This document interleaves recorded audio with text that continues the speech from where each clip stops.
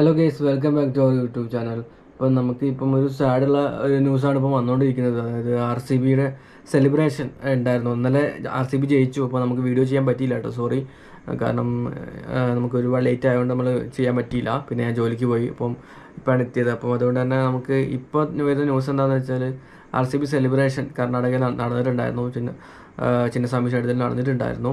അപ്പം അവിടെ കുറച്ച് പ്രശ്നങ്ങളുണ്ടായി. അതായത് ഈ ക്രൗഡ് മാനേജ്മെൻറ്റ് ആ ഒരു സമയത്ത് നമുക്ക് കുറച്ച് ആളുകൾ മരിച്ചിട്ടുണ്ട്. അതായത് ഒരു 11-13 പേരൊക്കെ ഇപ്പോൾ മരിച്ചിട്ടുണ്ടെന്നാണ് ഇപ്പം വന്നിട്ടുള്ളത് ഇപ്പോൾ കേട്ടോ.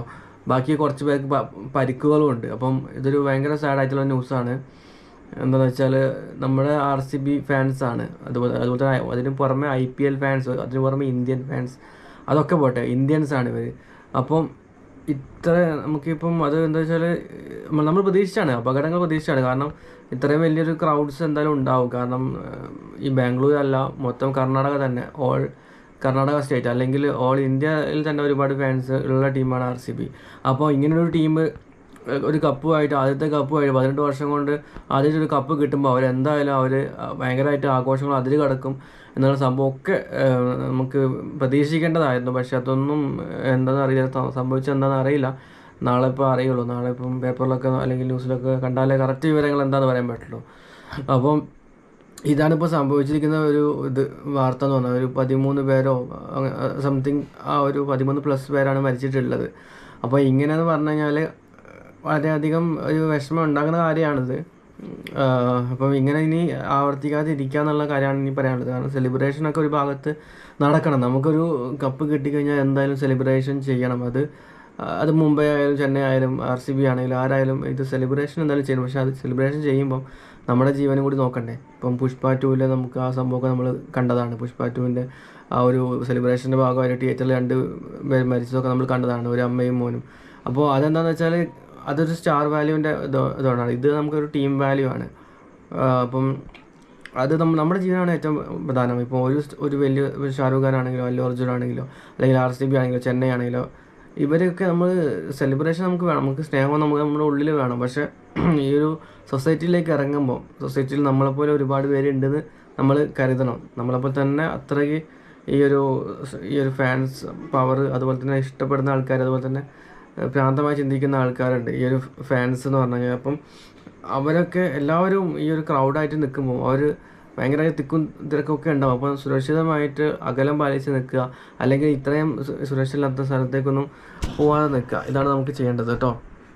അപ്പം ഇത്രയാണ് കാര്യങ്ങൾ വരുന്നത്. പിന്നെ അതുപോലെ തന്നെ അവിടെ ഭയങ്കര ആ സിറ്റി മൊത്തം ഇങ്ങനെ ഫുള്ളായിട്ട് ക്രൗഡായതാണ് പറയുന്നത് കേട്ടോ. അപ്പോൾ അതുകൊണ്ടാണ് ഈ അപകടമൊക്കെ ഉണ്ടായത്. അപ്പോൾ ഇത്തരം സന്ദർഭങ്ങൾ നിങ്ങൾ എന്താ വെച്ചാൽ നിങ്ങൾ ഫാൻസിൻ്റെ അത് ഒക്കെ മറക്കുക. നിങ്ങളുടെ ജീവിതമാണ് പ്രധാനം. ഇപ്പം ഇന്നത്തെ സെലിബ്രേഷൻ കഴിഞ്ഞ് കഴിഞ്ഞാൽ RCBൻ്റെ എല്ലാ പ്ലേയേഴ്സും അവർ സ്വന്തം വീട്ടിലേക്ക് പോകും. ഇപ്പോൾ വിരാട് കോഹ്ലി ആണെങ്കിൽ ഡൽഹിക്ക് പോകും, അതുപോലെ AB de Villiers ആണെങ്കിൽ സൗത്ത് ആഫ്രിക്കയ്ക്ക് പോകും. അങ്ങനെ എല്ലാവരും അവരവരുടേതായ വീട്ടിലേക്ക് പോകും. അവരവരുടെ ജീവിതം നയിക്കും. അവരവരുടെ ഭാര്യമാരുടെ കൂടെ അല്ലെങ്കിൽ അച്ഛനമ്മമാരുടെ കൂടെ അവർ ജീവിക്കും, കുട്ടികളുടെ കൂടെ ജീവിക്കും. പക്ഷെ നമുക്കും ഇങ്ങനെ നമ്മുടെ കുട്ടികളും അതുപോലെ തന്നെ നമ്മുടെ ഭാര്യയും അതുപോലെ തന്നെ അങ്ങനെ കുടുംബവും കാര്യങ്ങളൊക്കെ അല്ലേ. അപ്പോൾ അത് ആലോചിക്കുക. അപ്പോൾ ഇവരെ ജോലി ചെയ്തു, ഇവർക്ക് കപ്പ് കിട്ടി, നമ്മളവരെ സ്നേഹിക്കുന്നു, അപ്പോൾ നമ്മൾ സന്തോഷിക്കുന്നു. അതൊക്കെ കഴിഞ്ഞിട്ട് നമുക്ക് വീട്ടിൽ കൃത്യമായി എത്തിച്ചേരണ്ടേ. ഇവർ കൃത്യമായിട്ട് വീട്ടിൽ സുരക്ഷിതമായിട്ട് പോകും. കാരണം ഇവർക്ക് സുരക്ഷിതം കാര്യങ്ങളൊക്കെ ഉണ്ടായിരിക്കും. സെക്യൂരിറ്റി ഇപ്പം എയർപോർട്ടിലാണെങ്കിൽ CISF ഉണ്ടായിരിക്കും, അതുപോലെ തന്നെ മറ്റുള്ള സ്ഥലങ്ങളാണെങ്കിൽ അതിന് സെക്യൂരിറ്റീസൊക്കെ ഉണ്ടായിരിക്കും. പക്ഷേ സാധാരണ പൊതുജനങ്ങൾക്ക് സെക്യൂരിറ്റി ഇല്ല. സെക്യൂരിറ്റി നമുക്കെന്ന് വെച്ചാൽ വളരെ ഒരുപാട് ക്രൗഡ്സിനെ മാനേജ് ചെയ്യാൻ കുറച്ച് പേരേ ഉണ്ടാവുള്ളൂ. അപ്പോൾ നമ്മൾ തന്നെ സ്വന്തം സുരക്ഷിതത്വം നമ്മൾ തന്നെ നോക്കുക. ബാക്കിയുള്ളത് നോക്കാതെ നമ്മൾ തന്നെ നമ്മുടെ ജീവൻ സംരക്ഷിക്കുക. ഇതുള്ളൂ. കാരണം അത്രയും പോപ്പുലേറ്റഡ് ആയിട്ട് കൺട്രിയാണ് നമ്മൾ. ഇപ്പം നമ്മൾ ഇംഗ്ലണ്ട് ഒരു കപ്പടിച്ചാൽ ഇംഗ്ലണ്ടിൽ കുറച്ച് ആൾക്കാർ മാത്രമേ പുറത്തേക്ക് അത് സെലിബ്രേഷനായിട്ട് ഇറങ്ങുള്ളൂ. പക്ഷെ നമ്മുടെ ഇന്ത്യയിൽ അങ്ങനെയല്ല. നമുക്കൊരു കപ്പ് കിട്ടിക്കഴിഞ്ഞാൽ അത്രയ്ക്ക് ക്രൗഡായിട്ടുള്ള ആൾക്കാർ ഇറങ്ങും.